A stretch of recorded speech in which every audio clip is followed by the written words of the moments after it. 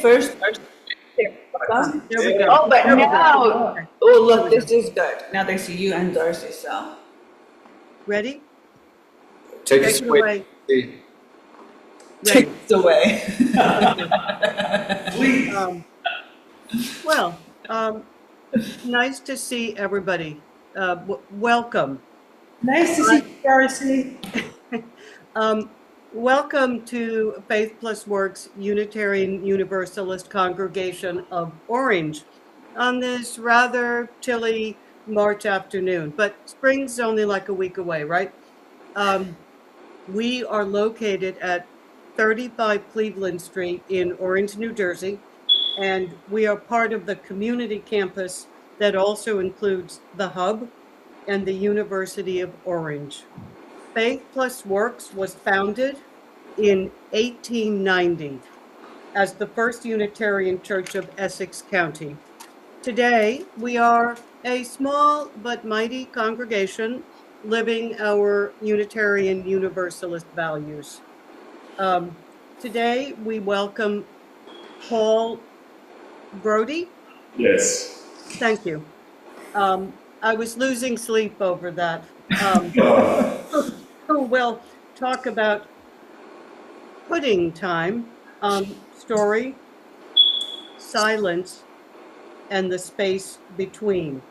Before he begins, I would like to read some opening words, and then I'm hoping that somebody will light the chalice. So I shall read my opening words now. The bell is full of wind, though it does not ring. The bird is full of flight, though it is still.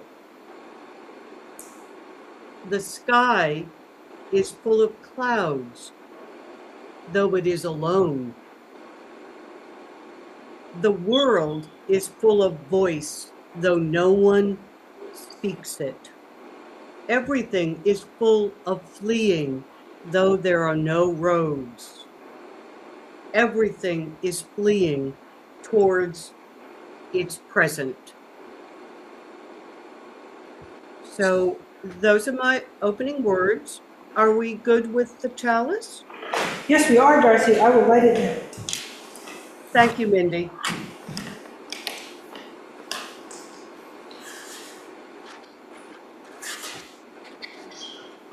The match is fleeing toward the fire. Oh! The match is fleeing towards the fire. Towards the table. Thank you, Mindy. That's lovely. So, welcome, Paul. I'm just going to say a few words about you, and then you have the podium. Paul Browde is a psychiatrist, storyteller, and couples guide. He has spent 30 years in New York City being trusted with people's most intimate experiences, their despair, joy, and longing for connection. As a founder of Narativ and former faculty in narrative medicine at Columbia University, he has led storytelling projects across the US, Europe, and Africa. He co-authored and performed Two Men Talking, which played on London's West End and off Broadway, and has co-led retreats with Esther Perel. His book, Story Medicine, is forthcoming. Paul believes that being truly heard may be the most transformative experience available to us, and he has spent his life trying to understand why. So, welcome. Thank you so much. Can everybody hear me, including the people on the Zoom? Yes. Okay, good. So, good afternoon. Good afternoon. And at the outset, I want to just thank each one of you, and I mean you, each one of you, including all the people, because your listening is key this afternoon for me. Because if you're not listening to me, my words are meaningless. They have nowhere to go. I think of listening as a vessel, and my speaking takes the shape of the vessel of your listening. And so if your listening vessel is cluttered with noise, with judgments and opinions, there's not much room for my speaking. I really appreciate your listening to me. And I also am very grateful to be able to tell you my story. Because I live in a place where I can tell you this story relatively freely. There are places in the world where my story and being me would be punishable by death, literally. And my prayer is that this place where we are right now never becomes that. So I want to take you to Johannesburg in 1967, where I grew up. I was 6 years old, and I'm at the dinner table with my parents and my two older brothers. We're all sitting having supper. And my father, a human rights lawyer, comes home every day, and he is filled with stories about people who are being detained without trial, about people who are being beaten and killed by the police, stripped of their rights. He talks about black lawyers who are unable to find office space in downtown Johannesburg because they're not allowed to be there.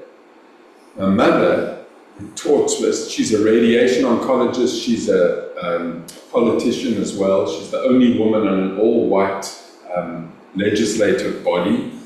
And she is talking about people being forcibly removed from their homes, about the overcrowding of the segregated hostels on the mines, about the government killing of protesters, and she is angry. And my two older brothers chime in with what's going on at university, or what they're learning about, or the sports that they're playing. And I don't understand a word of what's said at the table. I'm sitting there and I understand the energy, but I don't understand the content. And it's really hard for me. And finally, I just break down in tears. And many nights I cry because I don't understand what's going on. And finally, my mother says, I've got an idea. Let's make pudding time Paul's time. That's when Paul gets to speak, and he gets to decide what we talk about. Pudding in South Africa was what we call dessert. So you could have anything for pudding. You could have fruit for pudding, or cake for pudding, pudding for pudding. So pudding time was my time. So I want to say thank you for that, for being here with me in pudding time, and thank you, Mindy, for inviting me to just speak to you. It's been really interesting thinking about and planning this presentation for you today.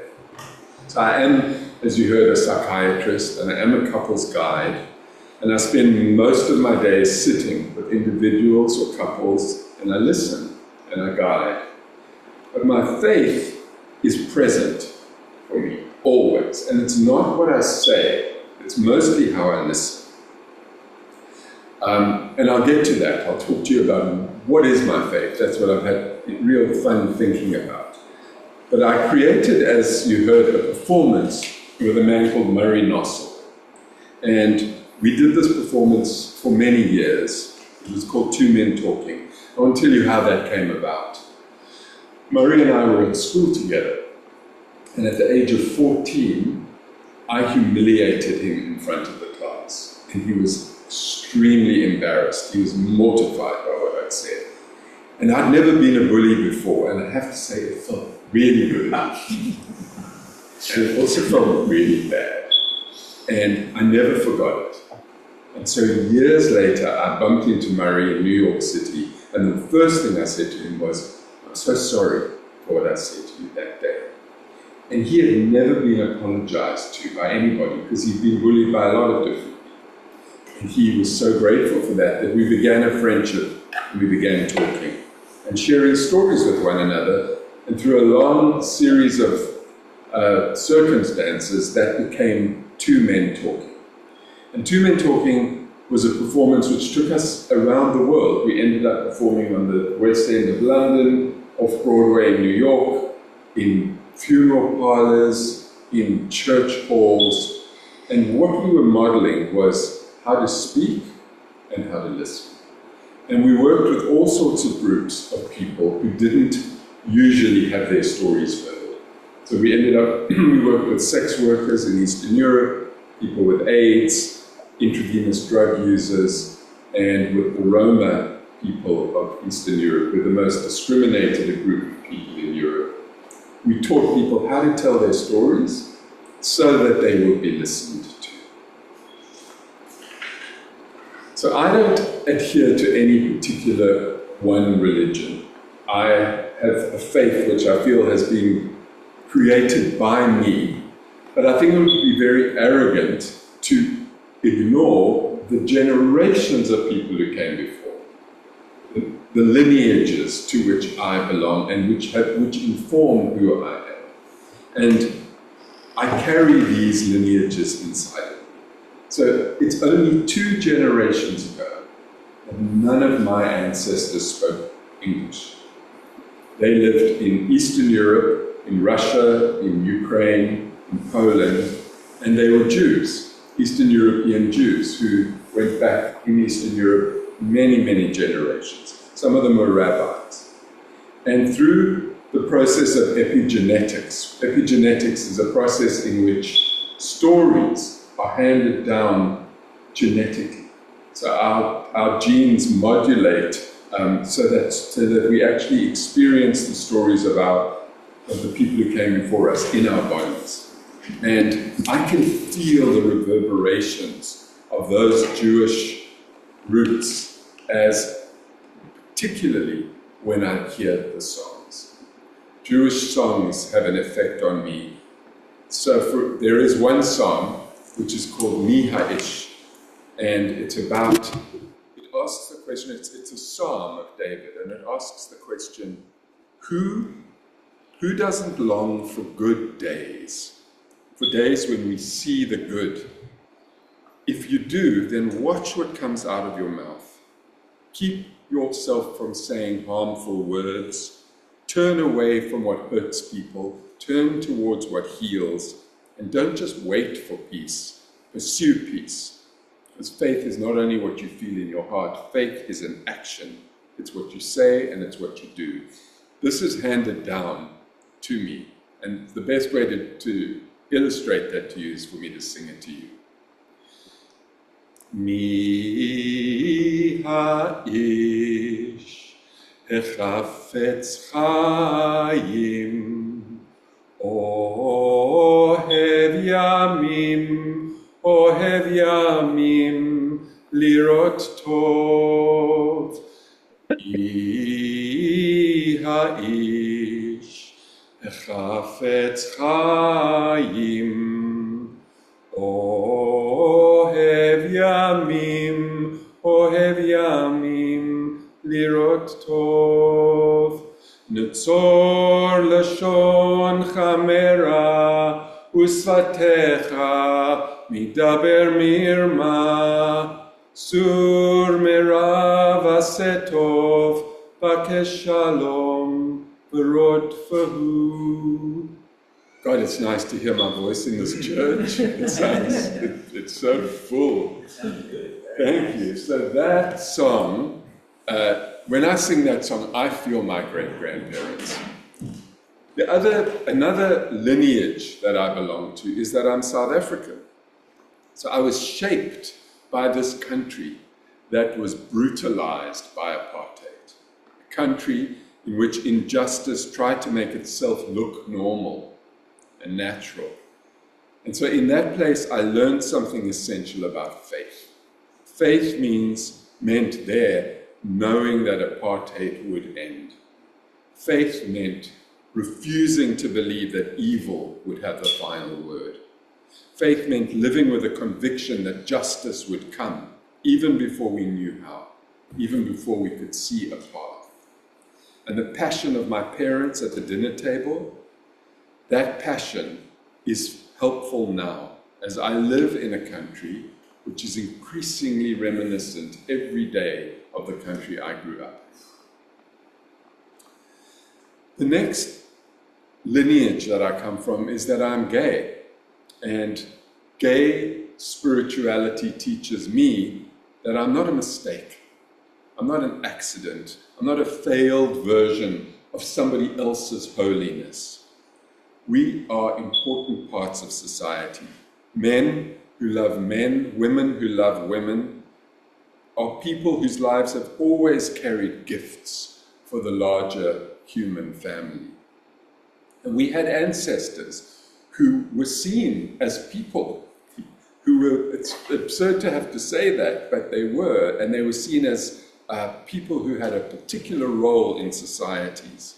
There were indigenous societies in which the men who loved men were the negotiators, because they refused to carry weapons, and they could go from one warring tribe to another and listen to differing viewpoints, and then come back and negotiate. And the women, who were the women who loved women, were the mothers to all the mothers. They had those roles. And there have been many roles, depending on the culture, over all the generations. And that, the memory of that, the dignity or the blessing of those people lives inside me too.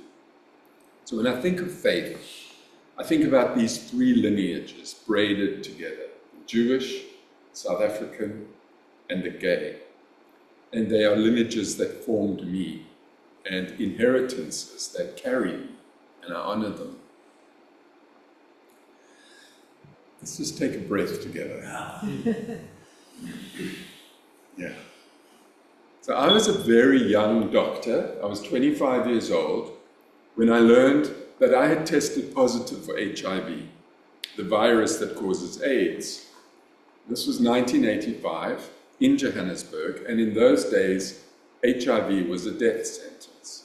The disease was highly infectious, and it was transmitted only through sex and through drugs at that time. And I had just begun to value myself as a gay man, and now I had this new stigma which felt so much worse than any judgment I had about my sexuality. And I was 25 years old. So I told my mother, who was a doctor, and she and I held that secret for a long time, including from my father. So when I came to New York to do a residency in psychiatry, I was interviewed by the head of the program, and he said, "Paul, you're not HIV positive, are you? I know you're gay," which is very interesting, he said, "but HIV, you're not positive." And I said, "No." And he said, "Good, because we've lost some residents to AIDS, and it's been very upsetting to the program." So I knew I shouldn't say anything. So nobody knew about me. And I ended up working my first several months of my residency on an AIDS unit. And I was privy to conversations that other doctors had about AIDS patients that they would never have had in front of me had they known. They would say things like, "HIV, he's a goner." Or, "I'd never share a glass with one of them. They say you can't catch it that way, but I never would." Or a ward round that I'll never forget, in which a senior doctor presented a case of an AIDS patient. The man was lying in a bed behind a glass window that we all stood in front of. And he said, "This is a 28-year-old schpoz." And I hadn't heard that term because I was trained in South Africa. So I said, "Sorry, what is schpoz?" And he said, "Oh, that stands for subhuman piece of shit." And I had that reaction. I was horrified. And he said, "Oh, don't worry, I'm not talking about the ones who got it through sex. I'm talking about the ones who got it through drugs."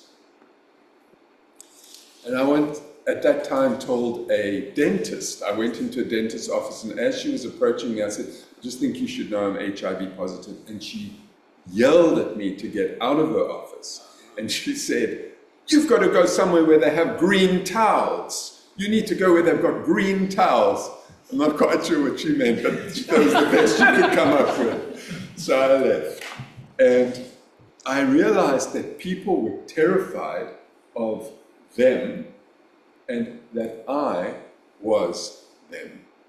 And that has been one of the most profound lessons and gifts that being HIV positive has been for me, is recognizing that we are all them to other people. And behind closed doors, other people talk about them. But in fact, there is no such thing as them. We are all them. And I have faith that no human life is worth more than any other human life. This is a significant part of my faith, that we are all connected, that we are actually one organism. And as Mindy fully loved, writes about and says about cities, you can't have one part of the city be sick and any other part of the city be well. It's not. We can't have one part of the human organism suffering, starving, whatever it is that causes the suffering, and say that humanity is well. It isn't. And it informs my work to remember that profound connection with everyone I work with, the people who consult me, whether they are individuals or couples or groups. And you know, sometimes remembering that we are all one and that we are part of the same organism is very challenging, particularly when people hold viewpoints that I find really difficult to accept. But that's where the practice comes in, is remembering that. So eventually I decided I could not live with HIV as a secret anymore, and I needed to liberate myself. And I gave a talk at the American Psychiatric Association's conference, in which I spoke about being an HIV-positive psychiatrist. And I talked about the secrecy and the shame that I had lived with. And I ended my talk with saying, so ladies and gentlemen of the APA, when we talk about our AIDS patients behind closed doors the way we do, it hurts them. And how I know that? I am them. I was liberated by that talk.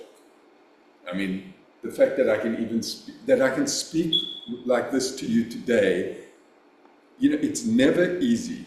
I just want you to know that there's always a piece of me which thinks, is this dangerous? Is this shameful? It's not easy, but it feels important to me. Because the one thing I can do is speak for all those people who can't speak. All those people who, if they said those words, would be thrown off roofs, killed by their communities or by their governments. So in the 1990s, the medications for AIDS were not working and people were dying. And I was invited to join a gathering in Elk Valley, in Northern California, a sacred place traditionally used by the Yurok people for ceremonial purposes. And we were there to pray for the end of AIDS. There were 10 of us, including Harry Hay, who was a pioneering gay rights activist, and he was in his late 80s at the time. And there was also a Yurok-trained medicine man who was going to lead the ritual. And he told us to hike up the mountain in silence, and then we would come to a sacred lake. And he asked us one at a time to take off our clothes, go to the lake, ask for what we wanted, and then submerge ourselves in the lake. So I did this, and I offered the lake 10 pinches of Indian tobacco, and then I got into the clear water. And then I got out and walked alone down the mountain back to the fire where we were going to meet. And as I was walking down, something shifted in me. I felt a deep, undeniable sense of belonging. And I suddenly stopped wondering whether South Africa was my home, or America, or is it California, or New York, or England? Earth is where I belong. I have the right to live here. This is my home. And I dug a little hole, and I got into the hole, and I snuggled up against the earth and said, I'm home. So that night we gathered around the fire, and I was the only person who was living with HIV in my body. Everybody else had lost people, but they weren't infected. And so they were really sort of banking on me to be the one who was going to come with the big guns when we talked to the Creator, because he told us the Creator's going to be right there too. So he lit the fire, and then he called in the Creator, and he asked people to speak. And when it came to my turn to speak, I felt like I could not ask that this virus be eradicated. In that moment, the virus seemed to be part of the web of human life. And I knew it would be part of me forever. And asking for it to be gone would be like asking for a piece of myself to be wiped out. So I said, Dear Creator, thank you for this life and for this amazing world we live in. I have this virus living in my body. Here it is, living in this arm, and it's living in this leg, and it's part of me. So I cannot ask that you destroy it, But I ask instead that you transform it into something that is no longer harmful to human beings. And that prayer was a turning point. It was a turning point for me because it changed the way that I lived with the diagnosis. I moved from being in a place of being at war with it to feeling like I had peacefully accepted it into me. And it also, we don't know this, but he believes it also changed the world, because about 4 to 6 months later, the new drugs came out. And he called me from California and he said, "We did that, we did that." Who knows? Maybe we did. So, living with HIV and how I live with it is a practice. It's a practice. It's not something that's always easy, but the practice, repeatedly for the rest of my life, is to live in peaceful coexistence with it. And we all have our, we may not all be HIV positive, but we all have aspects to our lives that feel like they're difficult to live with, and we wish they were gone, and they're not going anywhere. That's who we are. That's what we've been dealt. And so can we find a way to find the faith to believe that this is the way that it needs to be? You can actually leave that one on. That's great. Oh, we're going there now. So let me tell you about another experience of faith. You can go to the next slide. That's me in Utah. The call. Do we have to accept that the meeting's being recorded? It won't show up on. Yeah. It's how it won't be the last one up here on the screen, but it's okay. Is that okay? Well, as long as everybody's seeing it. Yeah, they're saying, That's been on for a while. yeah, but people don't see that. Okay. We're not recording this, are we? Are we up? Right. Yes. Okay. Well, that That's what it doesn't. says, this meeting is being recorded. I know. It's being recorded. Sorry.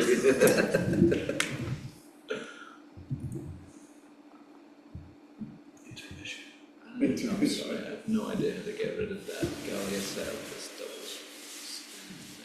Okay.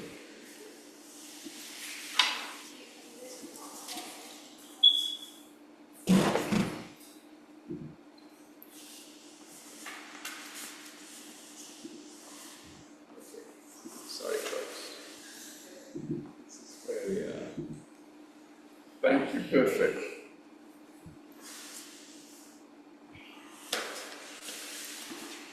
Okay. So, when I turned 50,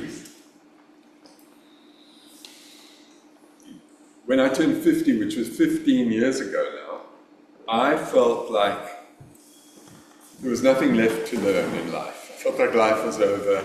I'd been through so much, I'd wolfed down so many experiences, and now what was left? So I found something called a vision fast, a 10-day experience where I would spend 3 days and nights alone in nature, asking, what is my life for? So I decided to do it, and the idea of spending 3 days and nights alone in a canyon in Utah was absolutely terrifying to me, which is why I agreed to do it. I could think of nothing that scared me more. I was going to be alone, no phone, no books, and no food. Just water and me for 3 days and nights in this canyon. So I was brought to a canyon in southern Utah. Next slide, please. And after several days of preparation, I was taken to the spot, a ravine with a stream running through it. And I was instructed to create 2 circles of pine cones, one for sitting in and one for sleeping in. And I would spend my whole 3 days in those 2 circles. I also made a 3rd circle for visitors, and unseen visitors that I imagined might come and visit me. I was told they could. And I did have some extraordinary visits. I won't go into any detail, but I had visits from my father who had passed. I had visits from, I actually had a visit from the man who infected me with HIV, who I had a whole experience of forgiving. But that's another story which I'm not going to tell you now. But what I do know is that I had experiences in those 3 days that really changed me. I sat there at first saying to the canyon, well, can you give me some lessons, please? Tell me something about why I'm alive. And then I realized that is arrogant. This young whippersnapper of a person who's lived 50 years talking to this ancient mountain that's been there for millions of years. And I'm saying, give me a gift. Very rude.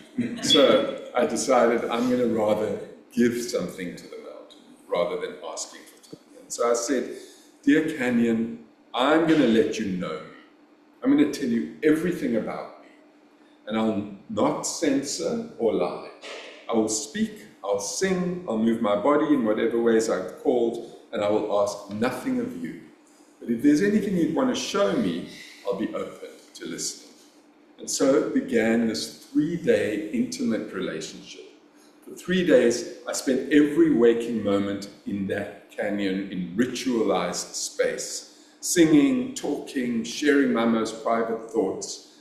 I would fall asleep for a minute and then suddenly go, oh, I want to just tell you this that happened, and then go back to sleep. Oh, you know what my brother said to me when I told that canyon as much as I could about everything.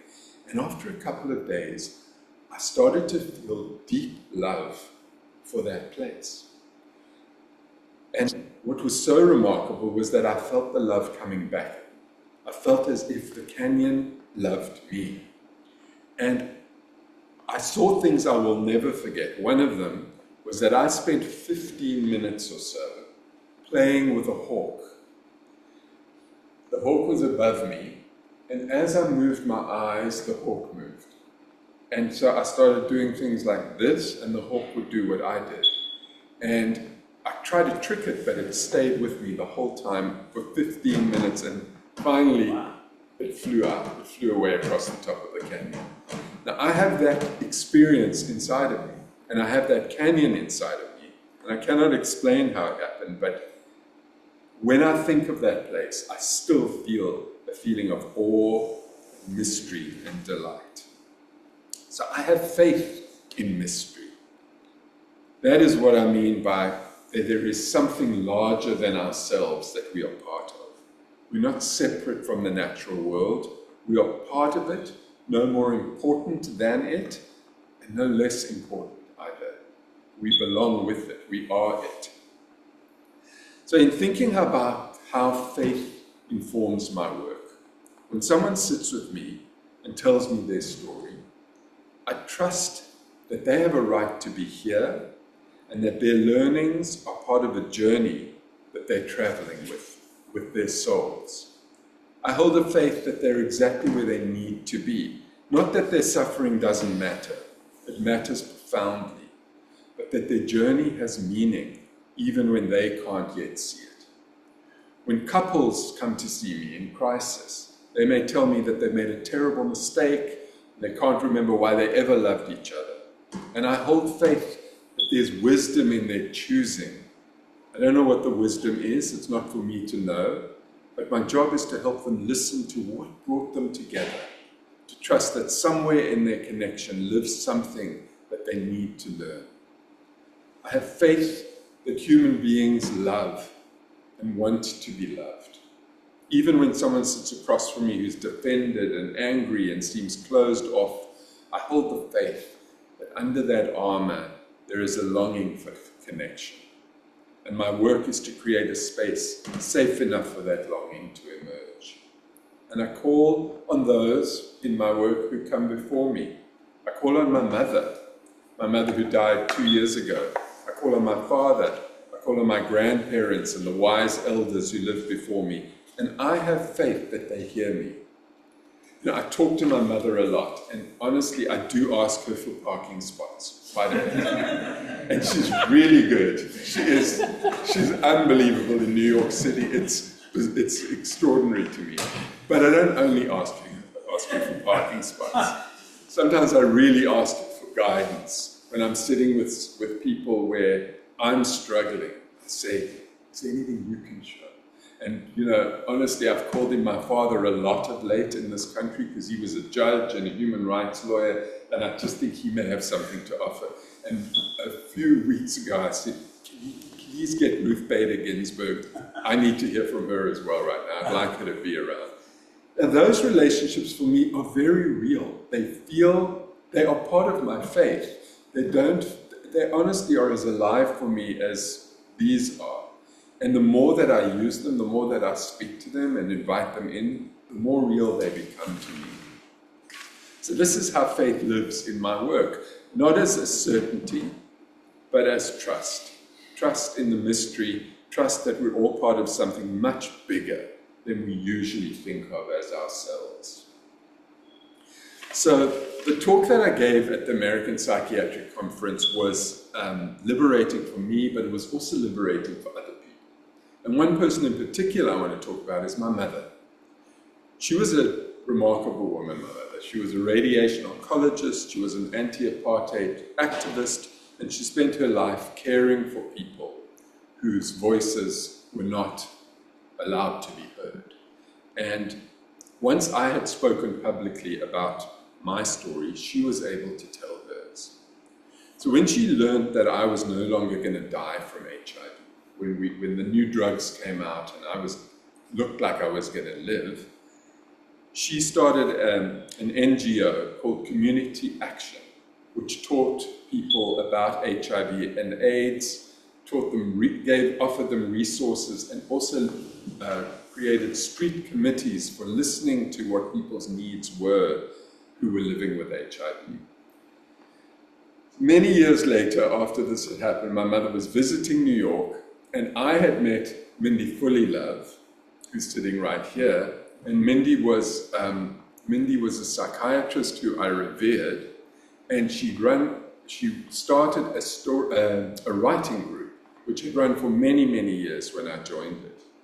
And the thing about Mindy is that Mindy leads in a most humble and extraordinary way, and has paved the way for so many people to have their dreams fulfilled. One of them is me. A lot of what I have in my life would not have happened without all the writing that I did in the story group, and without your support of me over the years. So I'm very, very grateful to you for that. And but Mindy, different from my mother, Mindy's really passionate and has very strong sense of what's right and what's wrong.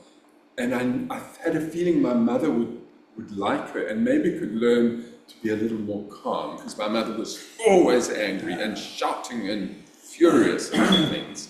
So I'd like them to meet. So in a Chinese restaurant in New York City, I introduced Mindy to my parents. And my mother is in a state of anger that day, and so is Mindy. And she was showing us some work, and she was talking about how angry she was, and they bonded around this being very angry-making was the word. I think my mother had said the words. She said, "That is so angry-making." And Mindy said something to my mother, and my mother took Mindy's hands and said, "You're the most wonderful person." I've never heard my mother say such a thing. She just became, she just fell in love with Mindy. And Mindy said to me, she said, some people want to leave their dining room tables when they die. Your mother wants to leave her ideas. Her ideas are her dining room table. And you need to go to South Africa and help her write a book, Mindy tells me. I'm like, Mindy, I am not traveling across the world to help my mother write a book. I've spent years trying to get away from my mother. And I'm not going back to write a book with her. Why don't you go? I said to her. So she said, okay, I'll go. And Molly will go too. Oh, wow. And then she said, we just need to come up with some funding to get air tickets. And my father said, if you would come, I'll pay for your air ticket, he said. So that was the plan, and now I was going to. So I actually went back to South Africa first, and I spent 3 weeks interviewing my mother, listening to her and recording her, and every day getting these transcripts made. And then Mindy and Molly and I and Simon, my husband, traveled to South Africa, where we spent 2 weeks with my mother. And our brief was to spend 2 weeks with her. So if we can go to the next slide, we went with her to the Johannesburg hospital where she'd started a palliative care team. And that's my mother, and this was the palliative care nurses. And this nurse had met my mother when she herself had the most terrible accident and was in absolute agony, burns. She had received burns. And she told us all that day how my mother had treated her with morphine and had changed her life because she was in such agony. And then she became part of the palliative care team. And their whole mission was that palliative care should not only be for the dying, that palliative care is for all patients. All patients deserve the skills of palliative care. Can I have the next slide, please? And then we went to Alexandra Township, where we met a woman who had a soup kitchen where she fed many, many children every day with the food that she had no money, and she would find food and cook a big pot of soup every day for tens and tens of kids every afternoon. Next slide, please. Yeah, that was her, Selena. And this was the woman who worked with my mother in the Community Action Project. And the next one. Yeah, so if we could just watch, this is just a short bit of a video which will show you, I really want you to see this to see how my story liberated my mother to tell her story. So if we could press play. Doreen Maimela has been walking the streets of Alexandra Township for the past 30 years. When I came here, it was... We have to share sound with the people on Zoom. Because I'm assuming you couldn't hear much of it.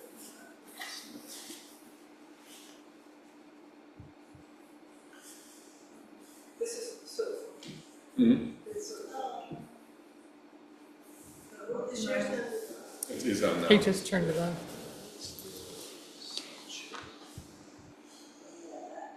Keeps hiding.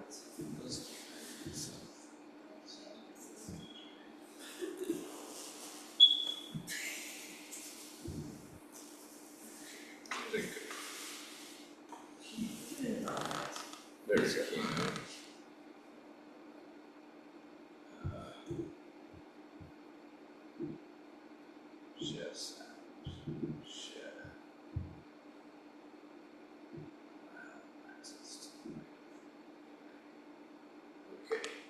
I'm going to play again. Okay. Someone on the Zoom, give me a thumbs up if you can hear it. Doreen Maimela has been walking the streets of Alexandra Township for Yes. the past 30 years. When I came here, it was the time of the apartheid regime. Policemen would raid us at 4 o'clock. We would run at 4 o'clock with the children. New South Africa has taken over and has done so many changes. But living conditions haven't changed much. Crime, poverty, overcrowding, and a lack of proper sanitation confront the community every day. Government Census 2004 counted 350,000 people living in Alexandra. However, it's believed that the true number could be double that. Most residents live in tin shacks with families of up to 7 people sharing these one-room structures. Poverty is rife, with 60% of an able workforce unemployed. But an additional burden is challenging the core of their survival now: HIV/AIDS.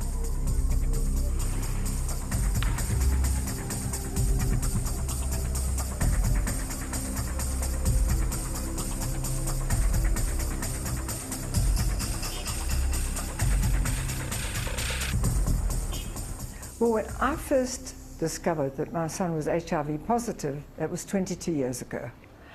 And it came as the most terrible shock that one could ever imagine. 20 years ago, there was nothing you could do. You knew that people who were HIV positive eventually progressed to AIDS and died.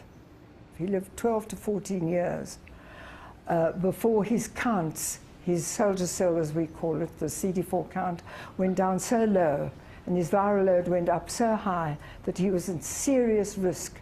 But at that moment, the antiretroviral drugs came out. And from the moment he went onto those drugs, and from the moment his cell-to-cell or his CD4 cell count started going up, and his viral load started going down, we realized that he was no longer going to die. He was going to live. And the extraordinary feeling, it was as if you'd taken Mount Everest off our heads. As a result of the experience of realizing that it's no longer a death sentence, but understanding what people go through when they're HIV positive, we felt that maybe the experience that we'd had would be of value for other people.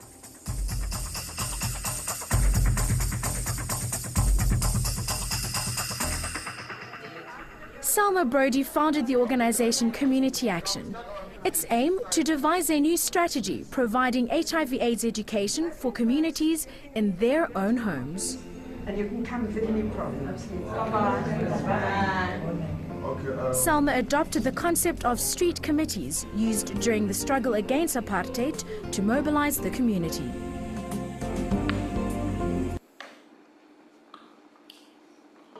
So we then, you can go to the next slide, we drove to Soweto, the four of us, with a group of now elderly black women who had known my mother decades earlier.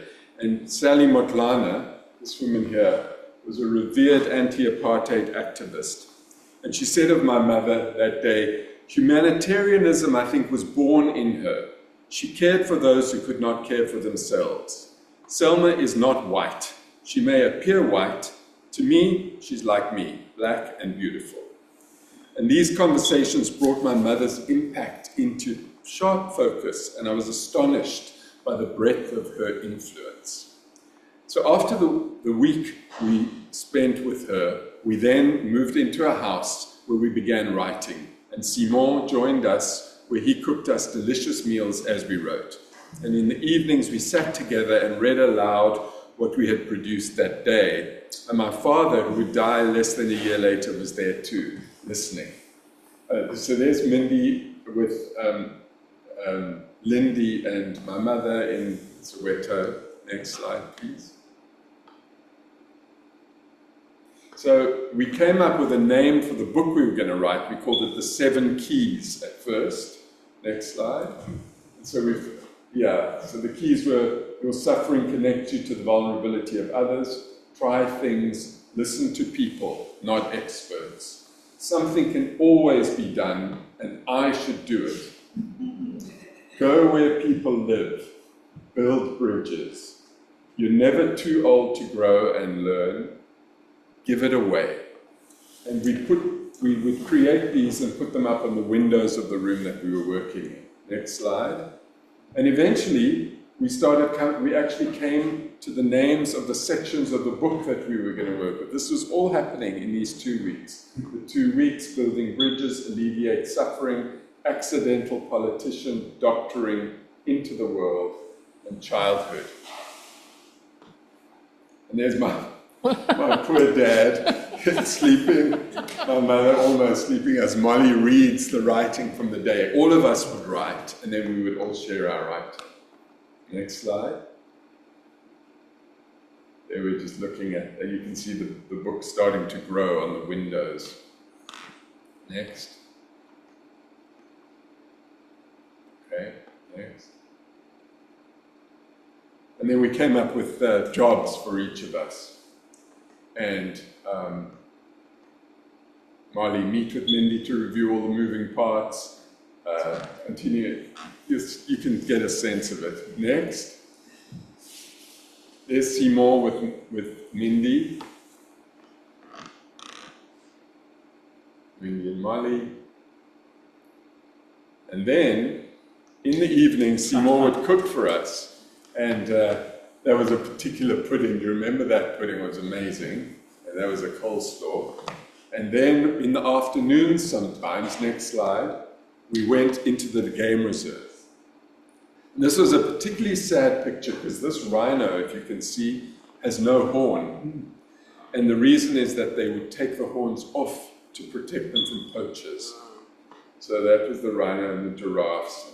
Having fun. Yeah, the giraffes mating. We saw that, no? And that was the little truck, the little van that we went in. And next.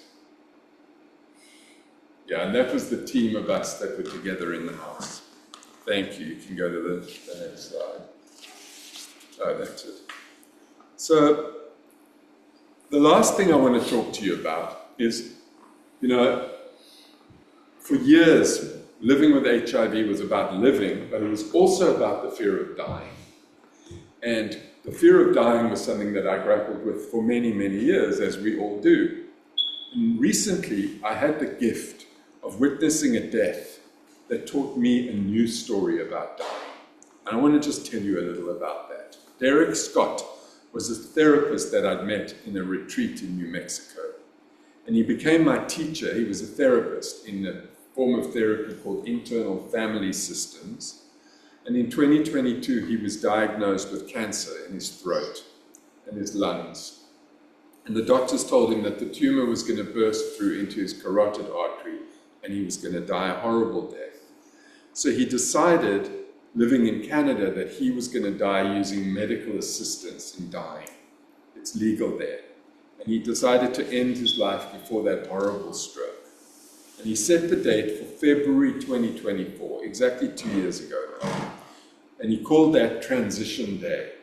And 6 weeks before his transition day, I received an email from him asking me to be there. And my initial response was, oh, please, do I have to? I really don't want to go. But I realized what an incredible opportunity it was to be asked. I was dreading it.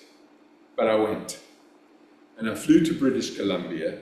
8 of us gathered for the weekend, including his daughter, Maya, her mother, and some close friends and me. And we spent those 2 days with Derek as he said goodbye. We went with him as he said goodbye to his house, to the forest that he loved, to his beloved dog, and to each one of us. And he said to us, I don't want to have us all sitting in any room. I'm going to walk. And if you want to speak to me, just come and stand next to me as we walk. And you'll either speak or you won't speak, but we'll just be together. And I walked with Derek for a while, and one thing he said that I never forgot, which is he said, I'm so happy that you're here because you're a storyteller. And I know that one day you will tell this as a story to people and it will be of value to them. So I feel I have his permission to tell you about it. And on Saturday night, the Sunday was the transition day at 4 o'clock. Saturday night we sang songs. He hadn't been able to eat or drink. His voice had become really hoarse and he had a mass in his throat. But he had a beautiful glass and a bottle of red wine, and he was just enjoying red wine for the first time in a long time, sitting drinking. And we sang Broadway musicals and disco anthems and folk songs, and we cried from time to time, but mostly we laughed. And one point late in the night, I was thinking, I can't say I've got to go to bed. It's his last night ever. How can I say I've got to go to sleep? And he said, listen, everybody, I'm exhausted. It's time to go to bed. He said, but I want you to know, this has been the happiest night of my life, he said. And Sunday afternoon, we walked down to a yurt, which was out on his land, and we stood there, and the doctor arrived, and she was going to give him the medications. And she went in with him, put in the IV, and then he came out and said one last goodbye to all of us. And with him was the dog, his daughter, the doctor, and the rest of us stood around the yurt. And he said, goodbye, I'm going. And he just went in, and he started to sing. And Christine, his good friend, stood outside, and she sang with him. And he was shouting from within, louder, Christine, louder. And they kept singing for about 2 minutes, and suddenly Derek started singing. And we knew that that meant he'd received the injection. And Christine kept singing through her crying until the doctor emerged. And she said, it was really peaceful, and if you want to be with his body, please feel free. And inside the yurt, Derek lay there stretched out, his face serene and smooth, and it was immediately clear that he was no longer there. The air felt changed, as if he was sitting in the presence of a great mystery. And here is where my faith comes in again. I have faith that this life is only one small part of the overall picture, and that when we die, we continue to have a presence in the mystery. And Derek's death showed me that dying can be joyful, loving, even playful. He walked into death awake and conscious and curious. And he had said that he would not be able to do it unless his daughter Maya was ready to let him go. And she worked so hard to be ready, and she was that day. And he became a true guide, carving a path through unfamiliar terrain and modeling a new story about dying. Which I thought was a new story until I told Simon one day, and he is an English scholar, told me about Plato's Phaedo, in which Socrates compares himself to dying swans as he approaches his own death. And swans, says Socrates, sing more loudly and sweetly when they are dying than they have ever sung before, for joy that they are going away into the presence of the God whose servants they are. This is where we get the idea of the swan song, not a song of sorrow, but a song of joy. The story of a joyful death is not new. It's an ancient story, and with courage we can begin telling it again. So, throughout these stories I've told you, there's a thread that I want to name, and I call it the space between listener and teller, between wilderness and human, between life and death, between one person's story and another's. It is a space where transformation occurs, and it's not something we create, it's something we make ourselves available to. When we truly listen to another, when we put aside our agenda and our assumptions, something sacred enters the room. And the person speaking often discovers things that they didn't know, and they've changed by hearing them. This is my faith, that we are not isolated beings, but we are relational, that the boundaries between us are more permeable than we think, and that healing happens not in isolation, but in connection. So I have a book coming out called Story Medicine, and it's about all of this, and about how the stories we tell can heal us, and how vulnerability can be strength, and how the wounds we carry become the wisdom that we share. More than anything, it's about putting time, about finding the moments when we get to speak and truly be heard, about creating those moments for others, about the faith that when we tell our stories with honesty and listen with our whole hearts, something sacred happens in the space between us. So, thank you for giving me this pudding time today. Thank you for listening. Thank you.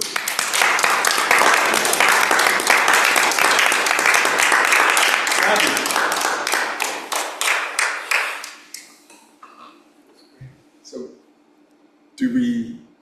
Absolutely, it's your turn. People do it early. Okay. I'll be quiet. I've said You enough. might have something to say like that. You said everything. I don't. Yeah. I think it's the them that you reference, and listening to you, it harkens me back to 1890s when this country, this society, had the 3 H's. Yes.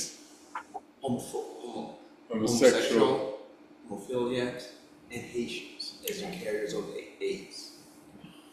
And we were treated like them. And from school age to professionals to doctors treating professional people who have never set foot in Haiti.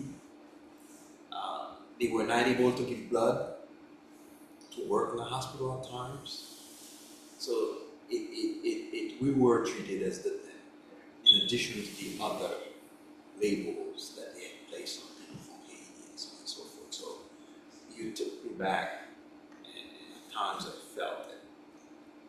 Thank you. You're welcome. Yeah, remember that. Thank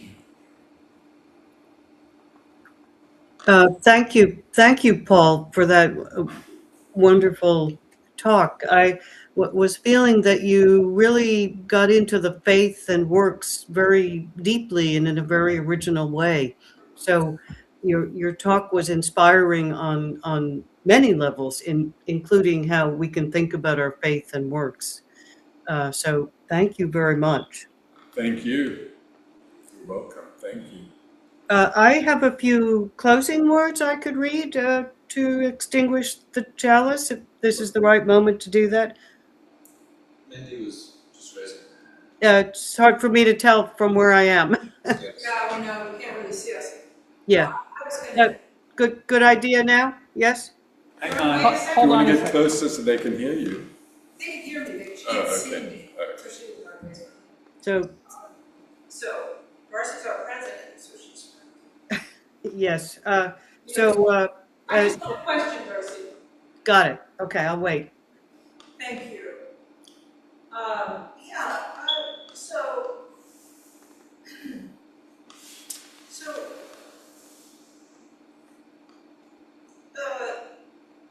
so I think your views, somehow we evolved along very similar lines of thinking about all of this. But something that, a pet peeve of mine is when people talk about going out in nature. That phrase makes me crazy. Like, how do you go out in nature? It's all nature. And there's only somewhere where there's like a canyon or trees is nature, as opposed to, it just bothers me, that dualism. Yeah. I kind of feel the same way about wilderness. Like, where is there wilderness when we've trampled the whole world to what extent or and I'm curious about your thoughts. Well, first of all, I agree with you. It's all nature. It's all nature. But I have to say, when I came back from the canyon and I used to walk on the Upper West Side of Manhattan to work, I would touch the trees and say, I've just been with all your cousins and they live in much, I felt bad for the trees with the concrete around them. But They live in a nice canyon. they do live in a nicer canyon, different canyon. They don't get to see all the people. But yeah, but I think the truth is when you're alone for 3 days and nights as a human, and there's no other sign of human life, it does feel very different. Well, I'm not arguing that. Yeah. I'm not arguing. Are you arguing? What are you arguing? Are you arguing? I just argue. My soul sister.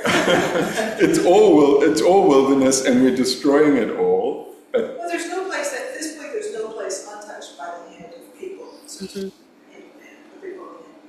Just climate change. of That's the whole course, thing. absolutely. So the idea that there's some pure wilderness out there that you can go be in Well, is like not recognizing this deeper truth. But that you could be in a place where there are no other people, and you're the only person in the canyon, of course, that's different.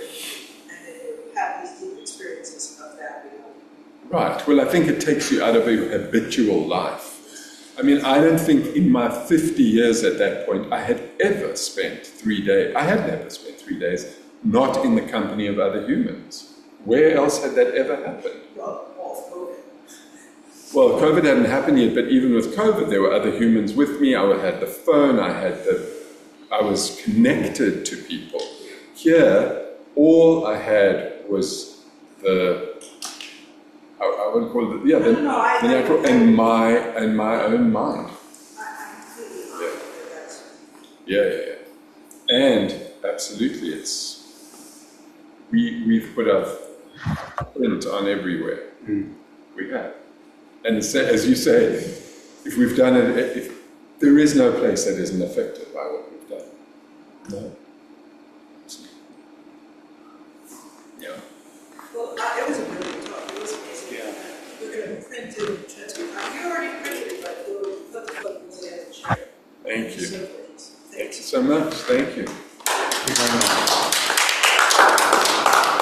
now we're going to have pudding time. I Darcy has thought you were going to speak. Okay. Thank you. Okay, thanks a lot. Let's see.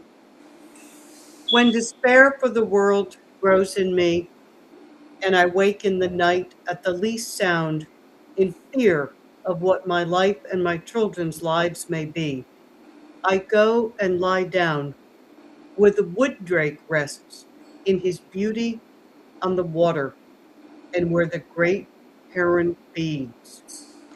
I come into the peace of wild things, who do not tax their lives with forethought of grief. I come into the presence of still water, and I feel above me the day-blind stars waiting with their light. For a time, I rest in the grace of the world, and I am free. So, thank you very much. Thank you. Thank you. Enjoy the pudding and further discussion. Thank you. Bye-bye. Bye-bye. Yeah, so wonderful to see you. Wait, come up here if you want. How are you? Oh my God. Okay. Okay. I know. Wow. Is it Yeah, so looking impressive? good. Looking New good. style. Aww. It's my